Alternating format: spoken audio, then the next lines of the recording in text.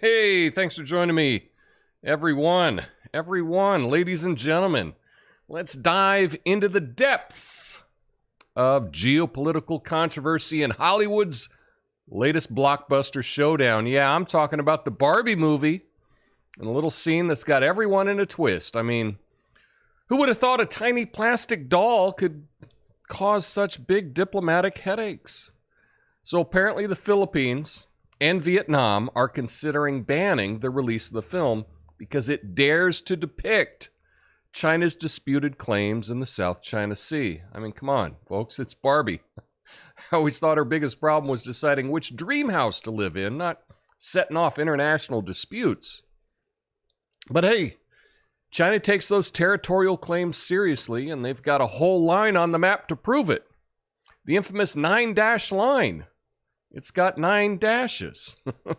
It's like a maritime version of Connect the Dots, except instead of making a cute picture, it's making neighboring countries kind of pissed. Now, I'm no expert, but if I were Warner Brothers, I'd be thinking, maybe we should have stuck with Malibu Barbie and her beach parties instead of wading into geopolitical minefields. I mean, it's bad enough they're trying to find the perfect outfit for Ken. Now they're trying to navigate international waters. Talking about getting in over your tiny plastic head.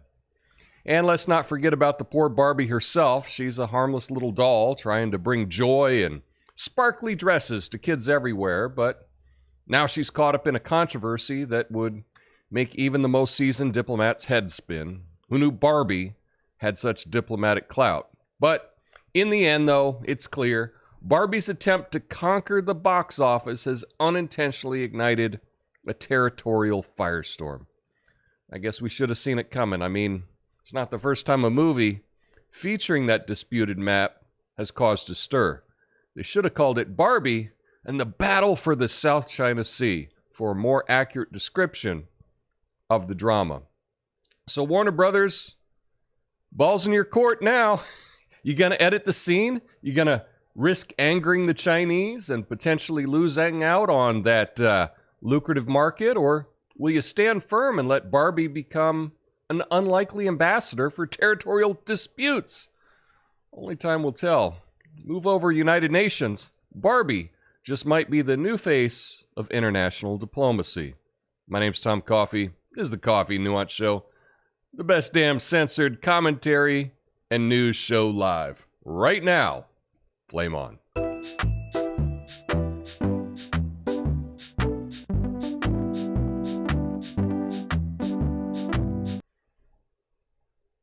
Yeah, so here is the story. We're talking about the Barbie live action movie. The Philippines and Vietnam, they're considering banning the release of the movie because there's a short scene that had a map on it, and it had the 9-dash thing. The scene features the 9-dash line.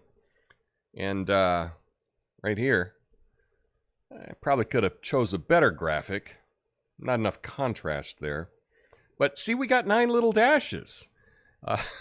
And it represents China's claim, but it's contested by multiple countries. The Philippines is currently reviewing the movie. There's even calls to ban it if the scene is included. Editing the scene is suggested as a compromise, but it could probably upset China. Vietnam has already banned the movie, and both countries have previously objected to films featuring this disputed map. Now, the 9-dash line, it's a controversial territorial claim made by China in the South China Sea. It's a demarcation line consisting of 9 dashes that encloses a large area overlapping the maritime territories of neighboring countries. So, yeah, if we look here, China says, yeah, all this water, this is all ours, right? And the other countries there are like, no, it's not. Now, the United Nations Convention on the Law of the Sea, how about that for a name, has already ruled against China in this case. And this issue just remains really contentious. It does. Also, I did want to address one other thing. Came up yesterday. The spelling of the word canceled. I used 2 L's. That is apparently the British version of spelling canceled. The American version of canceled has 1 L. I don't know. The 2 L's just makes more sense to me. So, whatever. I'm not like a... I spell color. I don't have a U in the word color, but I feel like we should double the vowel at the end of a word when we're adding ED. That just seems to be the rule in English. I'm not sure why we don't do it with the word canceled in the U.S. So I'm sticking firm. 2 L's in canceled. That's just how I roll. Anyway, thanks for joining me today. I'll be going through all your comments on Rumble and on YouTube. Are we okay? And on DLive, if anyone ever goes over to DLive. I just decided to start streaming over there just to see if anyone pays attention. Probably not. Probably not. But, what the heck? Let's give it a shot. Anyway, I have a number of stories to get to today.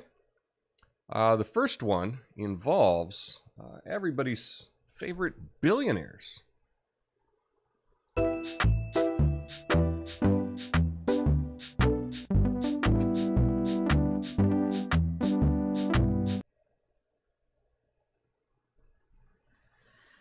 You heard about Zuckerberg's new app to rival Twitter. It's a cosmic battle for your data. It's like he's saying, I want to be a one-stop shop for all your personal information. Move over Twitter. I want your tweets and your secrets too. Hey, at least he's transparent about his obsession with your data. It's like he's the ultimate digital hoarder, that Mark Zuckerberg. So this is being met with people are not liking this new app. It's called Threads that Zuckerberg Meta is doing.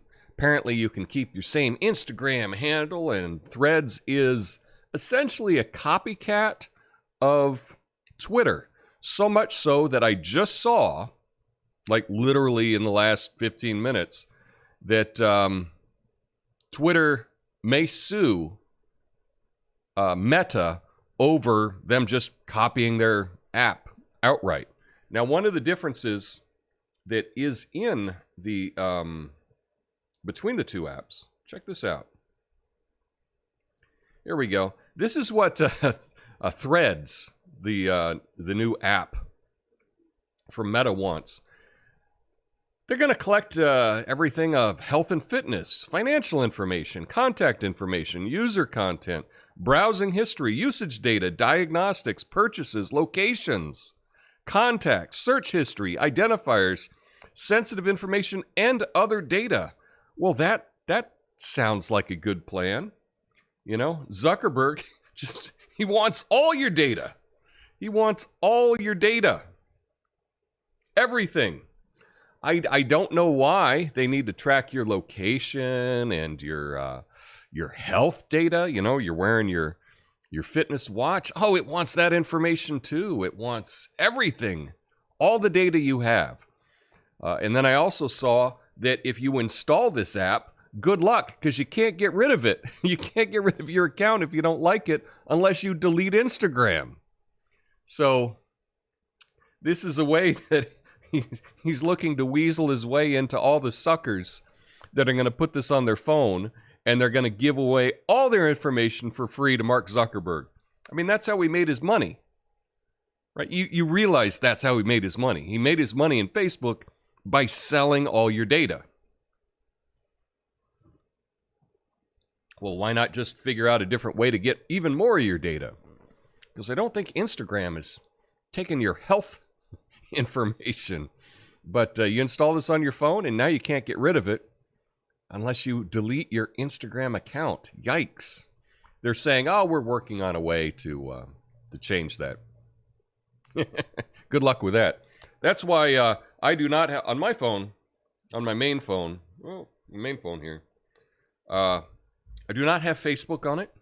I do not have Instagram on it. I don't want a phone with that installed on it because I know how much Mark Zuckerberg likes all your data.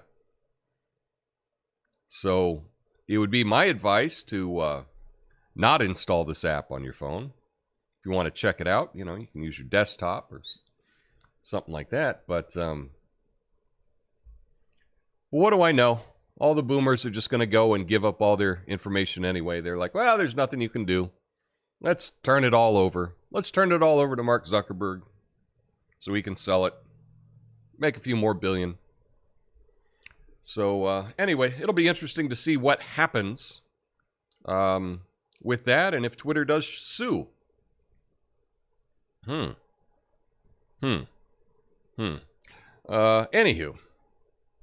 we'll just have to...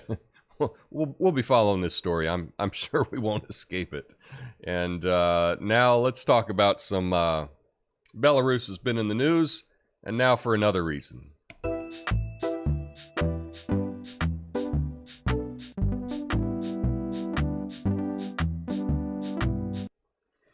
So Belarus wants to ban peer-to-peer cryptocurrency transactions, citing a high cybercrime rate. Well, I guess they're taking the peer part of P2P a bit too seriously. I mean, sure, let's blame Bitcoin for all the crime in the country. Next, they're going to ban cash because it's used in illegal activities too. But hey, Belarus, here's an idea. Instead of banning P2P, maybe invest in some cybercrime prevention and actually catch the criminals. But what do I know? I'm just an idiot in a jungle studio trying to make sense of the government that thinks banning technology is magically going to solve your problems.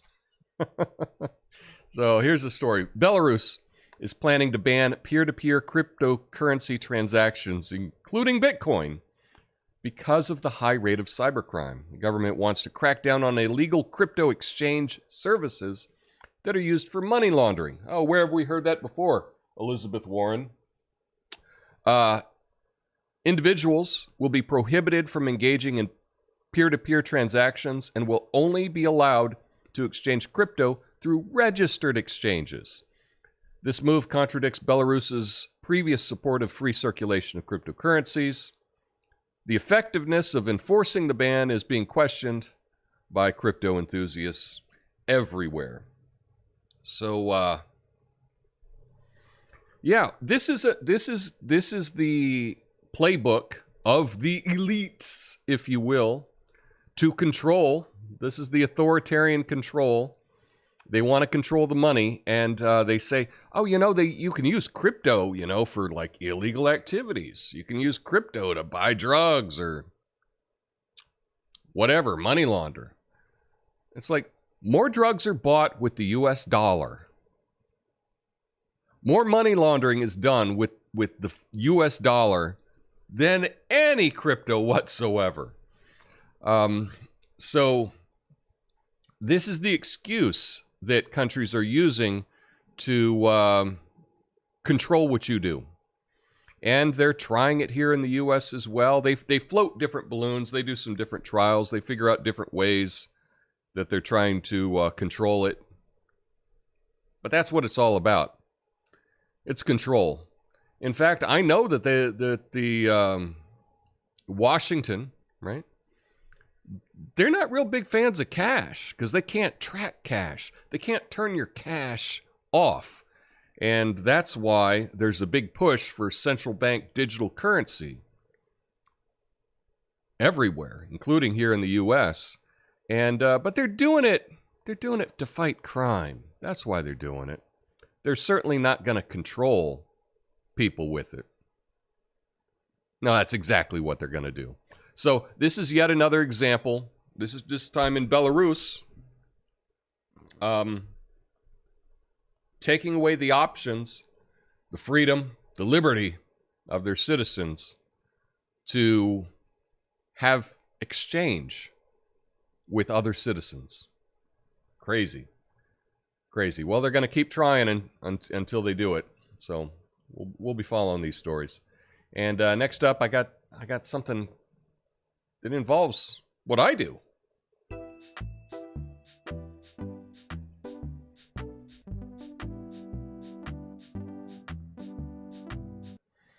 So Oregon says keep Portland weird, but apparently they've always drawn the line at recording it.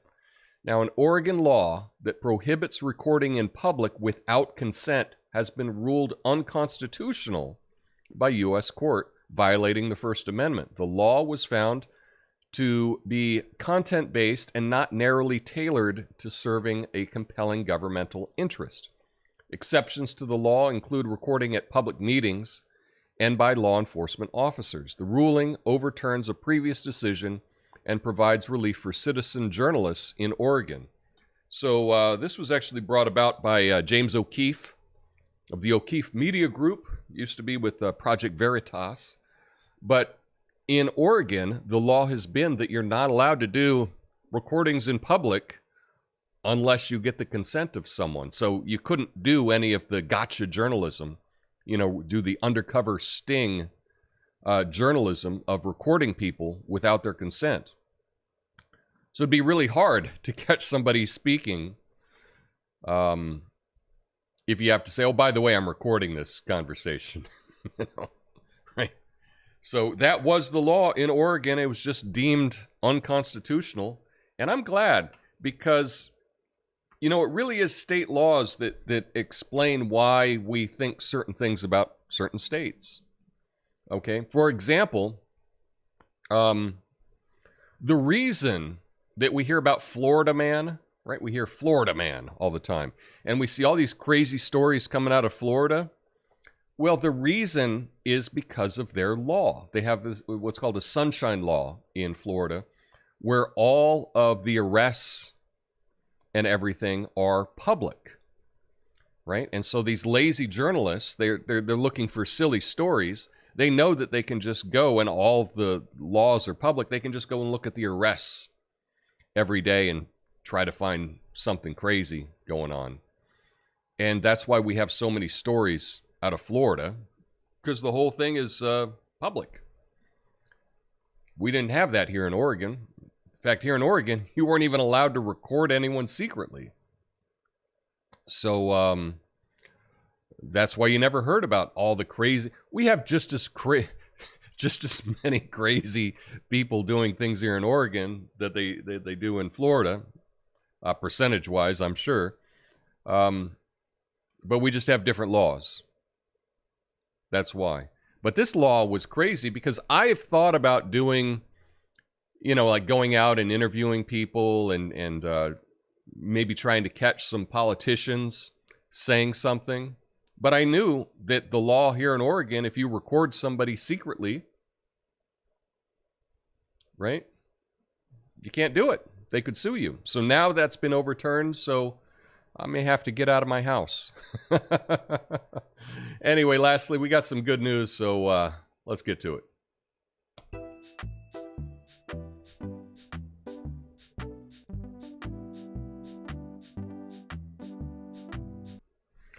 Hey, did you hear about the office that became a plant paradise?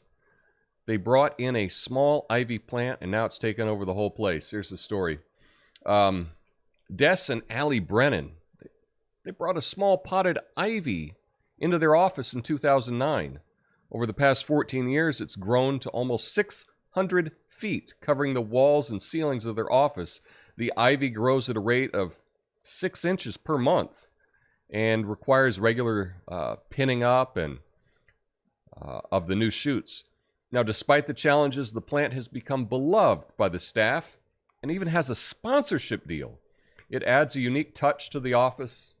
It's low maintenance, needs feeding and watering only once a week, and they've prepared to manage its growth, and they can't imagine their office without it. So, yeah, crazy office, growing a plant. I say good luck with that. I have little shoots that I have done that I've put in, shot glasses and whatnot. They're still on my windowsill I've had them there for a year. They really haven't grown. But I think this is kind of fun.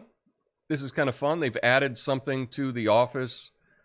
It's hard finding good news stories because people care about negative stories. That's what they're drawn to. This is an example. This story is really dumb. It's hard to find good news, and I just like ending the show on some good news. So maybe that's some encouragement that you can try growing some ivy inside your house. I don't know. Looks kind of fun. Anyway, stick around for the after show. I'll be going through all your comments. I'll be back tomorrow on Friday, a Fact Check Friday. So I hope to see you then. See you in the after show. Have an awesome day. Peace.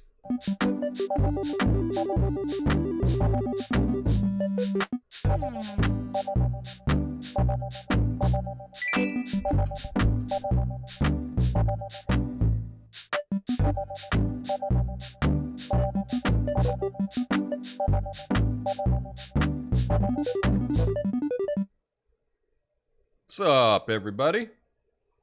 Boom, boom, boom.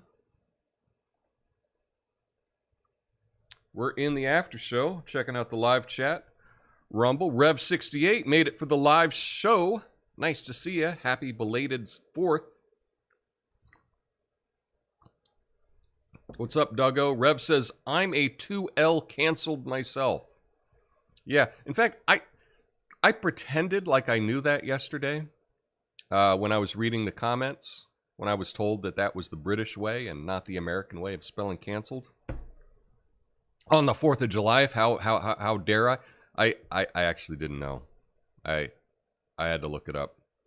But I'm sticking with the 2 L's. That's how I roll. OXOO. Rumble notified me now at 12:08 p.m. I really don't like apps requesting too much data. I recently got an iPhone and it seems to prompt better for opt-in. Could be. I hate it when they try to use services, even paying rent, forcing me to log into my bank account. I read the privacy rules. It's worse than I expected. It pulls all your transactions for ACH. I'm not sure what ACH is. But, yikes. Yeah. What's happening on the YouTubes? Lucid Moment says, if you're not first, you're last. It's always good to get in first. With the emojis and whatnot. I hope you're spending your 45 minutes until showtime doing something productive, making coffee, if nothing else. Thank you, Natasha. Yeah, I did make some coffee. Basically, 45 minutes before show, I'm just frantically trying to get everything together. Despite how this looks, it's actually a lot of work.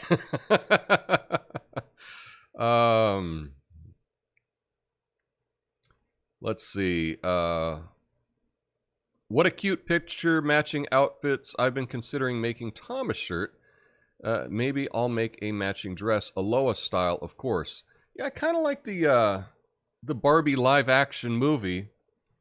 Looks like fun. I mean, it's for kids, but I don't know. Kind of looks fun. 9 dashes makes it official. Yeah, 9 dashes. Canceled double L. Equals double loser. Uh-oh. I found the controversy. Tom, when you reach for the controls, it looks like you are roasting your arm. That is funny. Yeah, this is a... Let's see if I can... Yeah. So here's actual fire. This is fake fire. Fake fire. Oh, says, I'm picking Elon Musk in the duel. I would too. My money's on Elon, the whole $5. Threads is like herpes. You can't get rid of it. Yeah, that is the thing, man. You get the herpes. Is that, HPV is herpes, right? Isn't that? Yeah, you get that, you're stuck. You're stuck with it your whole life. Belarus equals white Russia. Okay. What exactly is the FedNow thing? And didn't it just roll out here? I'll be doing some stories on FedNow. I don't think officially it's rolled out, but it will be this year, I believe. But I'll have to look into it. My money buys margaritas. Nice. I like the Sunshine Law. Makes more entertainment and what not to do guidance. Very good. Yeah, I have mixed feelings about the Sunshine Law in Florida. I've always had an issue with, I think if you get in my opinion, right? If you get arrested for something, and it's not big news or whatever, you get arrested for something, I don't like those sites that put out your mugshot before you've been found guilty. Because the problem in this country is everyone just assumes that if someone is arrested, that they are guilty. That's just the assumption that we have as Americans. Now, I don't feel that way, but most people do. And, we arrest people and then they get put on these sites, these websites that kind of extort them. Oh, you don't like your picture on our website of mugshots? Well, you can pay us to delete it. It's extortion, in my opinion. And, I just don't think that should be a thing, that you should be allowed to do that you should be allowed to kind of extort people over their mugshots. I think if you're found guilty, yeah, that should be public knowledge. But if you were arrested for something and found not guilty, it's like so many times, the newspaper or the news will talk about, a claim of something, and then when they get fact-checked and they're wrong, then the retraction is like on page 17, and it's a little thing, and nobody sees the retraction, nobody sees the correction. So, I have mixed feelings about that. Tell the Karens they can be recorded in public, they'll be so mad. Yeah, good news is hard to find these days. Good news is hard to find these days, absolutely. Anyway, that's all I had for y'all today. I hope you have a beautiful day. Get out there, do something fun, do something exciting, and I will be back tomorrow with a Fact Check Friday. Until then, peace.